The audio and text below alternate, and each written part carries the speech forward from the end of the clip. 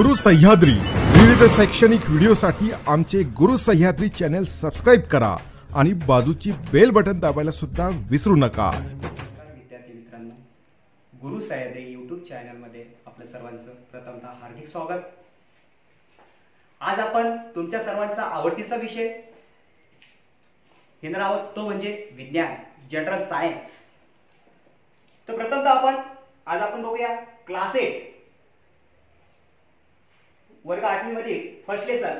The lesson name is living world and classification of microbes, म्हणजेच सजीव सृष्टी आणि सूक्ष्मजीवांचे वर्गीकरण। Childrens, you have learned in previous standards the 6 standards and 7 standards. 6 standards 6वी इयत्तेमध्ये तुम्ही बघितले living words, then after 7 standards the first lesson living word and adaptation of classification. In this lesson various types of classification of animals, plants, and also adaptation of animals and adaptation of plants. So today we are going to learn the class 8, the first lesson, the living word and classification of microbes. First of all, the introduction. Living organisms. What is meant by living organisms? सजीव कोणाला म्हटले गेलेले? The organisms shows the characteristics like growth, movements, respirations, reproductions, sensitivity, excretion and death is called living organisms. ज्या सजीवांमध्ये वाढ, हालचाल, श्वसन किंवा संवेदनशीलता, प्रजनन आणि मृत्यू या असल्या प्रकारचे लक्षणे आढळून येतात, दिसून येतात, त्यांना आपण सजीव असे म्हणतो। For example such as plants, animals and microbes, वनस्पती, प्राणी आणि सूक्ष्मजीव। So the living organisms. आता आपण बघितलं सजीव कोणाला म्हटलं गेलं। Then after the words the biodiversity, जैवविविधता। What is mean by biodiversity? The variety we seen in the living things are found on the earth is called biodiversity. म्हणजेच या पृथ्वीवर अस्तित्वात असणाऱ्या सजीवांमध्ये जी आपल्याला विविधता आढळून येते, जे वेगवेगळेपण आढळून येतं, बघायला मिळतं, त्यांना आपण जैवविविधता असे म्हणतो। बघा विद्यार्थी मित्रांनो, तुम्ही रस्त्याने जात असताना तुम्ही निरीक्षण करत असता, ऑब्झर्वेशन हे आपण करत असतो, त्यावेळेला आपल्याला अनेक झाडं दिसतात, अनेक प्राणी दिसतात, जे सर्व सजीव and this living things are different. ते सर्व वेगवेगळ्या प्रकारचे आहेत। प्रत्येक plants such as neem plants, लिंबाचं झाड खूप मोठं आहे, अँड रोज प्लांट्स, गुलाबाचं झाड त्याच्या तुलनेने कसं असतं, छोटं असतं। सो प्लांट्स, एनिमल्स, प्राण्यांमध्ये पण तसंच आहे। प्राणी आपण रस्त्याने जात असताना आपण अनेक प्राणी बघतो, त्यामध्ये सुद्धा आपल्याला बऱ्याच प्रकारची विविधता दिसून येत असते। their structure, their color, this is also is biodiversity. तर आपण हे बघितलं जैवविविधता म्हणजे काय, understand? Okay. Then after next points the biological classification. According to 2011 census, around 87 million species of living things found on the earth, including land and sea. 2011च्या जनगणनेनुसार या पृथ्वीवर, जमिनीवर आणि समुद्र महासागर यांच्यामध्ये एकूण मिळून 87 अब्ज एवढ्या मोठ्या प्रचंड संख्येमध्ये सजीवांची जी संख्या दिसून आली। and such a vast number to study the essential of classification.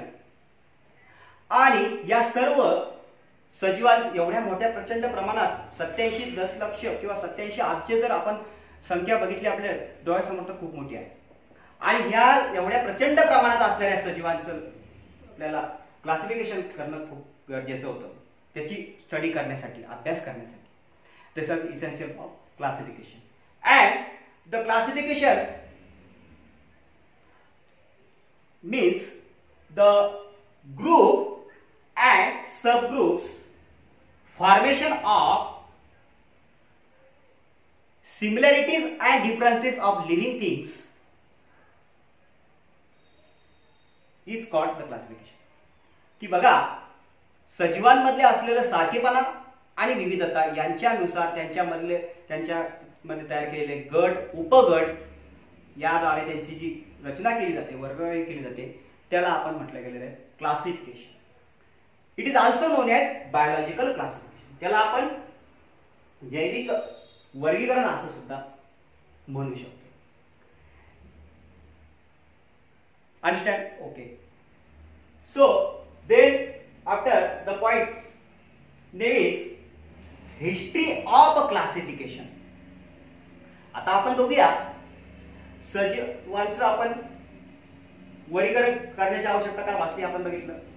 तर वर्गीकरणाची इतिहास या पृथ्वीवर अनेक प्रकारे प्रत्येक शास्त्रज्ञाने आपापल्या परीने वर्गीकरण केलं आहे.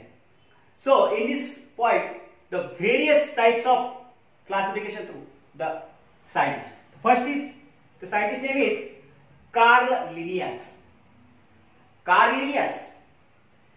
Carl Linnaeus 1735. In the year 1735, Carl Linnaeus to the study of living organisms and he divided into two kingdoms. Carl Linnaeus यांनी 1735 मध्ये सजीवांचं अभ्यास करून 2 गटांमध्ये वर्गीकरण केलं. First of all kingdom vegetabilia, यामध्ये त्यांनी संपूर्ण रीतीने वनस्पतींचं वर्गीकरण केलं. And second is name is kingdom animalia, यामध्ये त्यांनी संपूर्णपणे प्राण्यांचं वर्गीकरण केलं. अशा रीतीने कार्ल लिनियस यांनी 2 गटांमध्ये वर्गीकरण करून या प्रकारे जगासमोर हे क्लासिफिकेशन अशी एक पद्धत मांडली. Then after Carl Linnaeus the scientist name is Haeckel. Carl Linnaeus यांच्यानंतर हॅकेल यांनी वर्गीकरणाची पद्धत शोधून काढली. Haeckel in the year 1866 he created the living organisms common characteristics of the plants and animals, and he created new group of living organisms that his name is Protista. बघा हॅकेल यांनी एक नवीन living ऑर्गॅनिझमचा गट शोधून काढला आहे, त्यामध्ये तो आहे protista. And therefore he divided into classification of living organisms in 3 kingdoms. 3 गटामध्ये त्यांनी सजीवाचं वर्गीकरण केले. First is kingdom protista, second is kingdom plants and third is kingdom animals. बघा अशा रीतीने हॅकेल यांनी 1866 मध्ये 3 गटांमध्ये वर्गीकरण केलं आणि ही पद्धत जगासमोर मांडली. Understand? Okay. Next, Haeckel, the scientist name is thereafter the Seton. Seton in the year 1925, 1925 या सालामध्ये सेटॉन यांनी लिव्हिंग ऑर्गॅनिझम्सचा अभ्यास केला. And he studied the structure of cell. त्यांनी पेशींच्या रचनेचा अभ्यास केला and he study the structure of cell and the classification of cell in two types. पेशींचा अभ्यास करून त्यांनी दोन प्रकारे वर्गीकरण केलं सेलचं.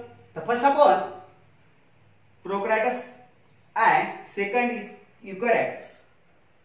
Prokaryotes means आदिकेंद्रकी and eukaryotes means दृश्य केंद्रकी. अशा दोन गटांमध्ये वर्गीकरण केले सेटॉन यांनी in 1925. And the eukaryotes means cell having well defined nucleus, and prokaryotes means cell does not have well defined nucleus. Understand? Okay. Then after the Seton, the scientist name is Copeland. सेटॉन यांच्यानंतर जे काही शास्त्रज्ञ होते त्यांनी वर्गीकरण सुरू केले पद्धत, त्यांचं नाव होतं कोपलँड. तर Copeland study the living organisms and he created the new living organisms is the bacteria and it name it Monera. बघा विद्यार्थी मित्रांनो, कोपलँड यांनी एक नवीन लिव्हिंग ऑर्गॅनिझम शोधून काढलाय. He is also found and Monera it's name. त्यांनी त्या bacteria तो जीवाणू आणि त्याला नाव दिलं, गटामध्ये त्याचं वर्गीकरण केलंय मोनेरा. तर so the Copeland is therefore the classification of living organisms in 4 kingdoms. त्यांनी 4 गटांमध्ये वर्गीकरण केले. The first is kingdom Monera, kingdom Protista, kingdom plants and kingdom animals. अशा रीतीने 4 गटांमध्ये वर्गीकरण करून सजीवांचं ही जगासमोर ही एक पद्धत कोपलँड यांनी मांडली. Then after Copeland, the scientist name is Robert Whittaker. The Robert Whittaker living organisms classification in 5 kingdoms, and these scientist classification seen in next lesson. ते आपण पुढच्या तासिकेत बघूया. धन्यवाद.